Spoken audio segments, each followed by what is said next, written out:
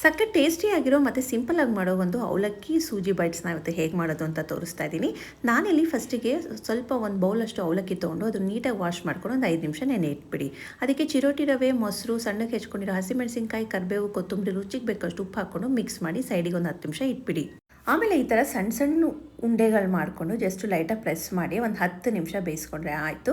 ನೀಟಾಗಿ ಅದು ಬೆಂದಿದೆ ಅಂತ ಆದಮೇಲೆ ಈ ಕಡೆ ಒಂದು ಪಾನಿಗೆ ಒಂದು ಸ್ವಲ್ಪ ಎಣ್ಣೆ ಹಾಕ್ಕೊಂಡು ಸಾಸಿವೆ, ಜೀರಿಗೆ, ಹಸಿಮೆಣಸಿನ್ಕಾಯಿ, ಕರಿಬೇವಿನ ಸೊಪ್ಪು, 1 ಸ್ಪೂನಷ್ಟು ಬಿಳಿ ಎಳ್ಳು ಹಾಕಿ ಮುಂಚೆನೇ ಬೇಯಿಸ್ಕೊಂಡಿರೋ ಅವಲಕ್ಕಿ ಬೈಟ್ಸ್ನೂ ಹಾಕ್ಕೊಂಡು ಫ್ರೈ ಮಾಡ್ಕೊಳ್ಳಿ. ನಾನಿವತ್ತು ಒರೆಗಾಯಿ ಒರಿಜಿನಲ್ಸರಿಂದ ಚಟ್ನಿ ಪುಡಿ ಮತ್ತು ಉಪ್ಪಿನಕಾಯಿನ ತರಿಸಿದ್ದೆ. ಟೇಸ್ಟ್ ಮಾತ್ರ ಸಖತ್ತಾಗಿರುತ್ತೆ. ಅವ್ರ ಪೇಜ್ನು ಟ್ಯಾಗ್ ಮಾಡಿರ್ತೀವಿ, ಅಲ್ಲೋ ಕೂಡ ನೀವು ಪರ್ಚೇಸ್ ಮಾಡ್ಬೋದು. ಆಮೇಲೆ ಬಿಸಿ ಬಿಸಿ ಅನ್ನ ಜೊತೆ ಉಪ್ಪಿನಕಾಯಿ ತುಪ್ಪ ಹಾಕ್ಕೊಂಡು ತಿಂದ್ರೂ ಸಖತ್ತಾಗಿರುತ್ತೆ. ಅವರ ಇಡ್ಲಿ ಪುಡಿನ ಇಲ್ಲಿ 1 ಸ್ಪೂನ್ ಹಾಕ್ಕೊಂಡು ನೀಟಾಗಿ ಫ್ರೈ ಮಾಡಿಕೊಂಡು ಲಾಸ್ಟಿಗೆ ಒಂದು ಸ್ವಲ್ಪ ಕೊತ್ತಂಬರಿ ಸೊಪ್ಪು ಹಾಕಿದ್ರೆ ಸಖತ್ ಟೇಸ್ಟಿಯಾಗಿರೋ ಅವಲಕ್ಕಿ ಪೋಹಾ ಬೈಟ್ಸ್ ರೆಡಿ ಆಗುತ್ತೆ. ನೀವು ಒಂದ್ಸಲ ಟ್ರೈ ಮಾಡಿ ನನಗೆ ಹೇಗೆ ಬಂತು ಅಂತ ಕಮೆಂಟ್ ಮಾಡಿ. ಬಾಯ್.